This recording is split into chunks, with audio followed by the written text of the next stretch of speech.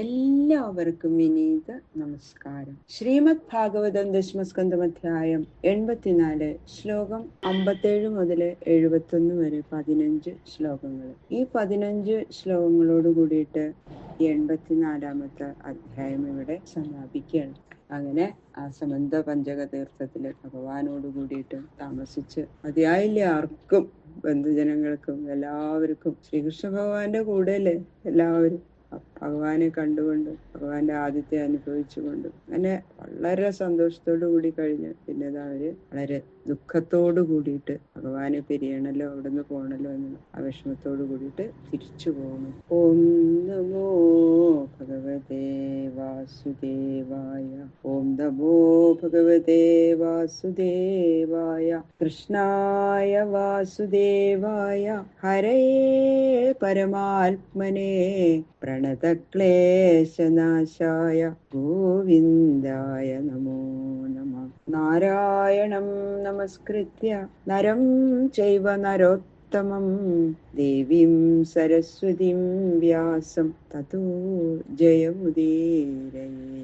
ഓം നമോ ഭഗവതേ വാസുദേവായ.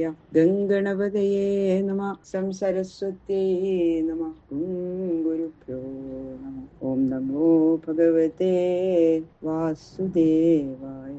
ശ്ലോകം 57-58 രണ്ട് ശ്ലോകങ്ങളുടെ അർത്ഥം ഒന്നിച്ചാണ്. ധൃതരാഷ്ട്രോനുജ പാർത്ഥ ഭീഷ്മോ ദ്രോണപൃഥായമൗ നാരദോ ഭഗവാൻ വ്യാസ സുഹൃത്സംബന്ധി ബാന്ധവാഃ ബന്ധൂൻ പരിഷ്യജ്യ യദൂൻ സൗഹൃദാൽ ക്ലിന്നചേതസ യയോ വിരഹകൃച്ഛ്രേണ സ്വദേശാംശ്ചാപരേ ജനാഃ. പോയവരിലെ ചിലരെ വിശേഷമായിട്ട് പ്രത്യേകം എന്താ പറയണു. ധൃതരാഷ്ട്രര്, അനുജനായ വിതുരര്, ധർമ്മപുത്രര്, ഭീമൻ, അർജുനൻ, കുന്തി, നകുല സഹദേവന്മാര്, ഭഗവാനായ നാരദൻ, വ്യാസൻ, സുഹൃത്തുക്കള്, ബന്ധുക്കള്, ഇവരൊക്കെ ബന്ധുക്കളായ യാദവന്മാരെ ആലിംഗനം ചെയ്ത് സ്നേഹാധിക്യ നിമിത്തം ഹൃദയം ദ്രവിച്ച് പിരിഞ്ഞു പോകുന്ന ദുഃഖത്താൽ കണ്ണീരൊലിപ്പിച്ച് സ്വദേശങ്ങളിലേക്ക് പോയി. പിന്നെ കുറെ ആളുകള് ഇങ്ങനെ വിരഹകാതരായിട്ട് പിരിഞ്ഞുപോയി. അത്രയും ഭഗവാനെ സ്നേഹിക്കുന്ന ആളുകളൊക്കെ വളരെ ദുഃഖത്തോടെ പിരിഞ്ഞുപോയി. നന്ദസ്തു സഹ ഗോപാലൈ ബൃഹത്യാ പൂജയാർച്ചിത കൃഷ്ണരാമോഗ്രസേനാദ്യൈ നിവാസീൽ ബന്ധുവത്സല. ബന്ധുപ്രിയനായ നന്ദഗോപനെയും ഗോപന്മാരെയും വളരെ മഹത്തായ പൂജ കൊണ്ട് സൽക്കരിച്ചു. നന്ദഗോപൻ, ശ്രീകൃഷ്ണൻ, ബലരാമൻ, ഉഗ്രസേനൻ ഇവരോടൊക്കെ കൂടി ചേർന്ന് എല്ലാവരും സുഖമായിട്ട് അവിടെ താമസിച്ചു. വസുദേവോഞ്ജസോത്തീര്യ മനോരഥമഹാർണവം സുഹൃത് വൃതപ്രീതമനാ നന്ദമാകരേ സ്പൃശൻ. ആ ദേവകടം തീർക്കുന്ന യാഗം നിർവിഘ്നം നടത്തണമെന്നുണ്ടായ ആഗ്രഹമാകുന്ന മഹാസമുദ്രത്തെ സുഖമായി തരണം ചെയ്ത വസുദേവര് ബന്ധുക്കളോടും സ്നേഹിതന്മാരോടും ചേർന്ന് ഒരു വിഷമം കൂടാതെ അത് നടത്താൻ സാധിച്ചതിന്റെ സംതൃപ്തി വസുദേവർക്ക്. നന്ദഗോപരുടെ കൈപിടിച്ച് പറയാണ് വസുദേവര്. ഭ്രാതരീശകൃതപാശോ നൃണാം യസ്നേഹ സംജ്ഞിത തം ദുസ്ത്യജമഹം മന്യേ ശൂരാണാമപി യോഗിനാം. സുദേവര് പറയാണ്, ഹേ സഹോദര, സ്നേഹം എന്ന പേരോടുകൂടിയ യാതൊരു പാശമോ അത് മനുഷ്യരെ തമ്മിൽ ബന്ധിപ്പിക്കാൻ ദൈവം കൽപ്പിച്ച ഒരു മഹാബലത്തോടു കൂടിയ പാശമാണ് സ്നേഹപാശം. ഇത് വളരെ മഹാത്മ്യമുള്ളതാണ്. ബന്ധഹേതുക്കളായ സകല വിഷയങ്ങളെയും ജയിച്ച മഹാശൂരന്മാരായ യോഗികൾക്കും കൂടി ആ ബന്ധം, ആ സ്നേഹബന്ധം ഉപേക്ഷിക്കാൻ സാധിക്കില്ല എന്ന് ഞാൻ വിചാരിക്കണം. ആ സ്നേഹത്തിന്റെ സ്വരൂപം അല്ലേ അവരിൽ കാണപ്പെടുന്ന കാരുണ്യം. അസ്മാ സ്വപ്രതികൽപ്പേയം യൽ കൃതാജ്ഞേഷു സത്തമൈ മൈത്ര്യർപ്പിതാഫലാവാപി ന നിവർത്തേത കർഹിച്ചിത്. സത്തുക്കളിൽ വെച്ച് ഉത്തമന്മാരായ ഭവാന്മാരാൽ ഉപകാരസ്മരണയില്ലാത്തവരായ ഞങ്ങളിൽ വയ്ക്കപ്പെട്ട ആ പരിശുദ്ധ സ്നേഹം യാതൊരു പ്രതിഫലത്തോടും കൂടാത്തതായി തന്നെ ഇരിക്കുന്നു എങ്കിലും ഇപ്പോഴും അത് നശിക്കാതെ തന്നെ ഇരിക്കണമല്ലോ. ഞങ്ങൾ ഉപകാരസ്മരണയില്ലാത്തവരാണ്, എന്നിട്ടും ഞങ്ങള് ഇങ്ങനെ സ്നേഹിച്ചില്ലേ ആ പരിശുദ്ധ സ്നേഹം.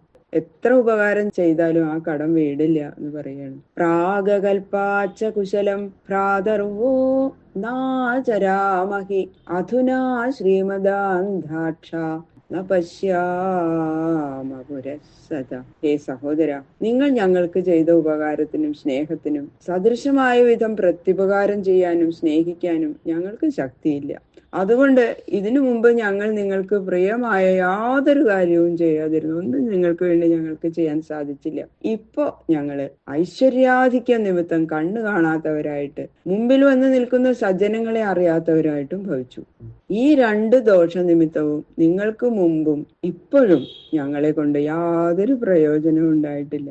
അതുകൊണ്ട് ഞങ്ങളെ സ്നേഹിച്ചത് അഫലമായി തന്നെ ഇരിക്കുന്നു. ഞങ്ങളെ സ്നേഹിച്ചുകൊണ്ട് നിങ്ങൾക്ക് ഒരു ഗുണം ഉണ്ടായിട്ടില്ല, പക്ഷെ നിങ്ങൾ ഞങ്ങളെ സ്നേഹിച്ചു എന്ന് പറയും. മാരാജ്യശ്രീരഭുൽപുംസ ശ്രേയസ്കാമസ്യ മാനജ സജനാനുദ ബന്ധൂൻ വാ ന പശ്യതി യയാന്ധതൃക്. ഹേ പൂജ്യ, ഉത്തമ ശ്രേയസിനെ ആഗ്രഹിക്കുന്ന പുരുഷന് രാജ്യശ്രീ ഉണ്ടാകാതിരിക്കണം. ഐശ്വര്യം വർദ്ധിച്ചാലുണ്ടല്ലോ പിന്നെ എല്ലാം മറക്കും.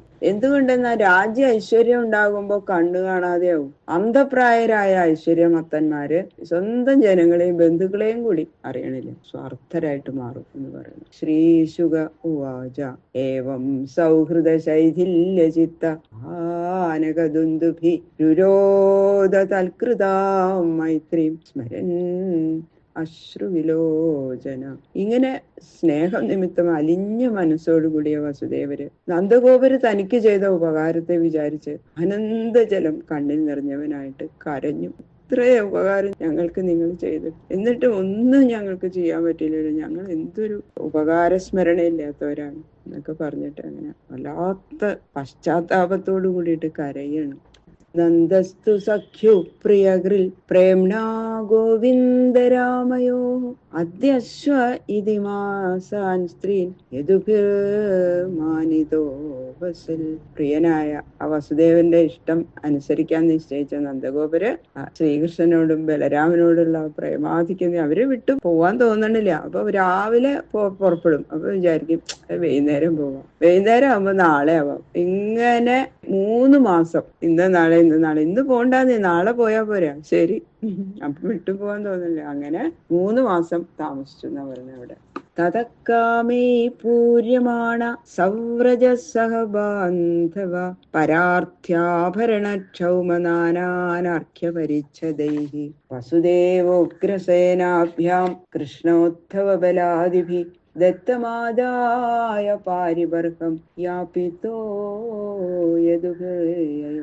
പിന്നെ ഒരു ദിവസം എന്തായാലും പോവാണ്ട് പറ്റില്ലല്ലോ. നന്ദഗോപരും കൂടെ വന്നിരിക്കുന്ന വ്രജവാസികൾക്കും ബന്ധുക്കൾക്കും ഒക്കെ വസുദേവര്, ഉഗ്രസേനൻ, കൃഷ്ണൻ, ഉദ്ധവൻ, ബലരാമൻ മുതലായവര് ശ്രേഷ്ഠങ്ങളായ ആഭരണങ്ങളെ, വസ്ത്രങ്ങളെ, വിലപിടിച്ച രത്നങ്ങളിൽ നിന്ന് ഇതൊക്കെ കൊടുത്ത് അനവധി സമ്മാനങ്ങൾ നിറച്ചങ്ങോട്ട് കൊടുത്തു സന്തോഷം കൊണ്ട്. അതെല്ലാം ആ പണിക്കാരെ കൊണ്ടൊക്കെ എടുപ്പിച്ച് അകമ്പടിക്കാരോട് കൂടി പുറപ്പെട്ടു പോയി. നന്ദഗോപര് രഥത്തിലേറി തിരിച്ചുപോയി. നന്ദോ ഗോപാശ്ച ഗോപ്യശ്ച ഗോവിന്ദ